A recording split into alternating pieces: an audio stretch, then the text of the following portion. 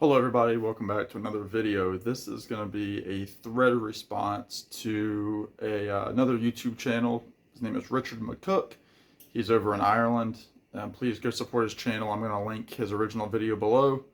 And real quick, if you haven't already, I have a contest going on right now with Glenn Kellaway from the Basement. And I would love for you all to jump on that contest because it's very slow moving, and we're trying to get somebody to name our duo when we get together to play music. So please, please, please make a video for us, subscribe to my channel, and make sure that I know that you have made a video by commenting on my video below. So with that being said, let me move on. So Richard McCook, he's a great guy. He loves a ton of music. I mean, he has a lot of knowledge. Big fan of ABBA, big fan of pop music, but I mean, he loves a little bit of everything. And Richard has made 10 questions that he wants fellow YouTube video makers to respond to. So I've got the questions pulled up here. I've seen many of my friends do this. Robert's on my turntable has done it. Glenn Kellaway from the Basement has done it. So it's going around right now in the YouTube world.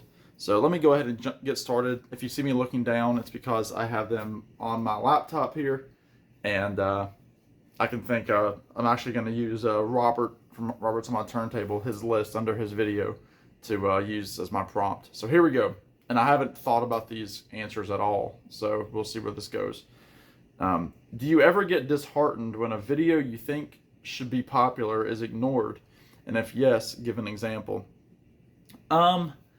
I don't get disheartened when a video, for one thing, I don't think any of my videos are going to be huge. I get more disheartened when it's a video about something that I'm really passionate about that doesn't get many views. So I've done band overviews for groups like the Wood Brothers, for groups like the Wild Feathers, and those videos never really seem to pick up any steam. Really, anything that I do, especially for the Wood Brothers, nobody is interested in the Wood Brothers at all. Like, I'll get like 30 views, and like the video before it and the video after it can just be random finds videos or a concert review. But if it's a Wood Brothers video, I'm not getting 40 views. I don't know why. So that's what's disheartening, is that people don't watch videos about artists that deserve more recognition. That's really what gets me.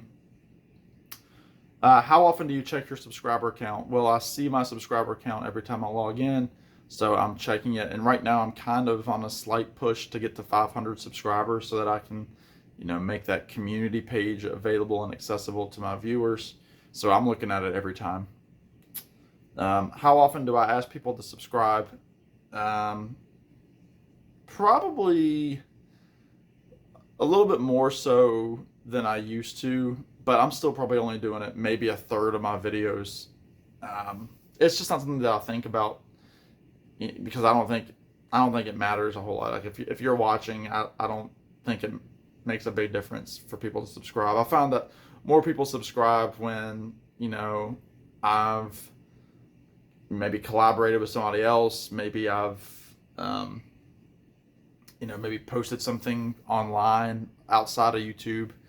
So I don't really feel like by saying subscribe that it does a whole lot. So my channel's pretty slow moving, and I've kind of faced that fact now. How do you feel when you lose subscribers, and what's the largest amount you have lost in one day?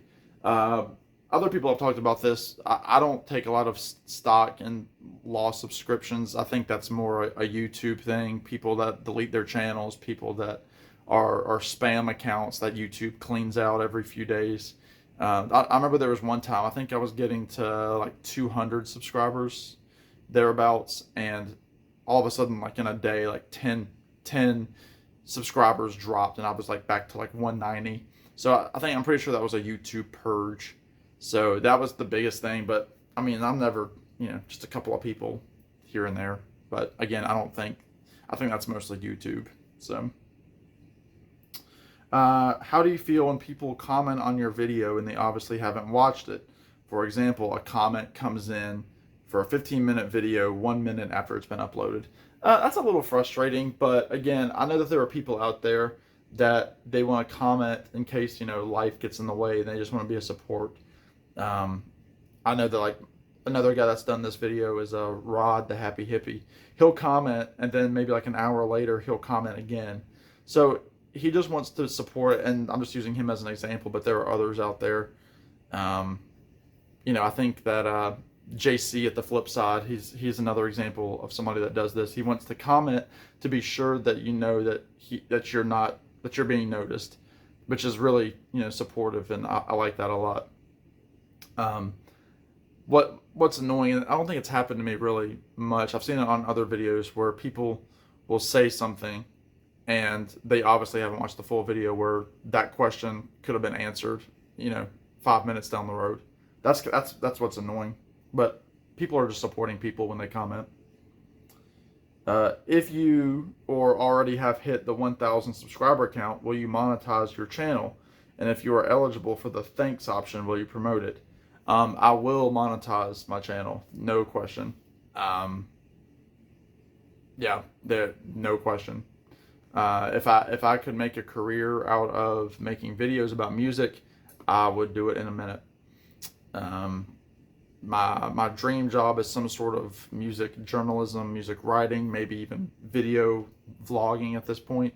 So, that extra step, I will do it. But I've been in the YouTube world now. It'll be in this aspect of the YouTube world, it'll be 2 years coming up this winter, and the rate that my channel's going, I don't see myself hitting 1,000 anytime soon. For some reason, my subscriptions don't pick up on my channel. Again, I don't know why, but some people have that magic touch where the subscribers it just shoots off, and other people, it's what it is. But I do it because I enjoy it, and if I get to 1,000 subscribers in a couple of years, so be it. But I'm gonna monetize when that happens. But I probably the thanks option. That's another question. Probably not. I probably won't promote that as much. I don't like to seem like I'm always wanting people to watch my videos so I can make money. First and foremost, I want them to watch it because I want them to enjoy it. So that's where I stand on that. But anyway. Do you ever sub another channel just to try and get a sub back? And when you do sub other channels, approximately what % do you hit the notification bell? I never hit the notification bell. I don't think it does anything really much. Whenever I go on YouTube, I'll hit my subscriptions button, like the other channels that I'm subscribed to, and I'll look at what other people have been putting up. But I don't subscribe to channels to get a subscription back. If I did that, a lot of the channels that I've subscribed to are huge channels, and there's no way that they're going to subscribe back. I've been very fortunate where some people with much larger channels than I have subscribed to my channel, and I thank them for it.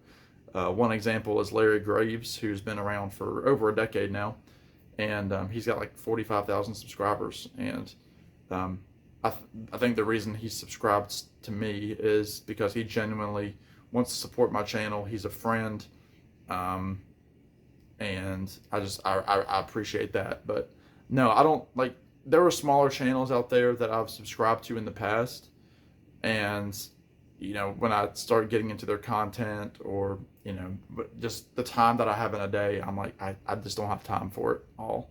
So I don't subscribe to that many channels. I really don't. I've probably got 25 or 30 channels that I'm subscribed to, and I probably only watch about 10 or 11 of those religiously. So that's just the facts. But it's just because I don't have time. I just don't have the time. So I want to support my friends that I know on a personal level. How long do you think it is acceptable to wait to reply to a comment? If I get the notification and I'm on my phone, I'll comment there. I don't think there's an acceptable time to do it or not do it, so I'll do it immediately. Do you like record store day? And if so, after buying record store day items, do you feel the need to show them immediately? So I do like record store day. I think it's very cool, and I don't have any near me, otherwise I would pull one up. But I love Record Store Day. I love supporting small businesses. So you can talk about all you want about things going up and down, inflation, or price gouging, whatever you want. But people are going to go out there and buy it. Um, some people are out there to buy a record to resell it. I don't do that. I've never resold a Record Store Day record. But again, I've only participated in 2 Record Store Days. It'll be, well, 2 Record Store Day events. The third will be coming up later this month, and I'll probably do most of that online because I'll be out of town. But I do like Record Store Day. I think it's very cool. And the fact that I show the things immediately, I don't feel the need to, no, because I know that there are so many out there that do and that promote Record Store Day much better than I do. My friend Josh being one of them. At the flip side, if I get home and I have time to do it, I'll do it. But I think the very first Record Store Day that I went to last summer, I showed the records in the car. But I think because at that point I was trying to really build up my channel, and I thought that I'd be getting a lot of views if I posted it like that day. And I did. I got quite a few views on that for my channel anyway. I think it was only like 300 or 400, but that was a lot for me. And let's see, number 10. Do you enjoy participating in and watching collaboration videos, but do you get put off watching if they go on beyond the 1 or 2 hour mark? I will not rewatch a collaboration video if it's that long. If a video is that long, a lot of times it's because it is live. When I participate in collaboration videos, which I do quite often with my friend Rich Strickler, with Larry Graves quite a bit on his live streams. We've been on hiatus now for about 2.5 months, just due to some personal things. And I love participating in it because without those, I would have never met my friends like Glenn Kellaway, who, because of because of collaborative videos that we've done, we have met in person. Guys like Randy Nelson, I've done videos with him, met him in person. I've done actual videos in person with people like Tommy Burton, not just things over Zoom or StreamYard. So I love collaborations, but I will not go back and watch a collaboration unless it's like a huge, like if somebody's talking about like the 100 best Tom Petty songs, or like Bob Dylan's set list through the years or something like that, I will watch a longer video like that. But if it's like, even if they're 3 of my best friends, like for example, let's say it's Rich and Glenn and I don't know, Robert or Randy Nelson. If those guys do a video together and it's an hour and a half long, I don't have time for it. I would love to be a part of all of those videos, but I don't have the time, and I think a lot of us can relate. But if it's a really specific topic that I'm really passionate about, I'll probably watch it. But yeah, those guys are gonna rank the top 100 Donny Osmond songs, and it's like an hour and a half. I'm not gonna watch it. I'm not gonna watch it if it's 45 minutes probably. So I'm sorry, I don't have time for it. But I love that people do it. Because again, with collaborations, it's all about meeting people. It's not about views, in my opinion. So like, if Rich and I do a video about an album ranking, or we do a live stream, I don't care how many people watch it, because it's just an hour or 40 minutes, 30 minutes that I got to spend with my friends and just talk music, because I don't have a lot of that locally, so I get it virtually. So anyway, there are the 10 questions. Oh, excuse me, there's a bonus question. Do you check your previous video just to make sure you are not wearing the same shirt? No, I don't. But there are times that I've filmed many videos in the same sitting and I'm wearing the same shirt. So there's that. But thank you, Richard, for sponsoring this thread. I encourage anybody else to jump on it, subscribe to Richard, and subscribe to me too. I'll take that. That's one of my 33% times that I'm going to ask you to subscribe to me. So in the meantime, y'all be good, take care, and I'll talk to y'all real soon.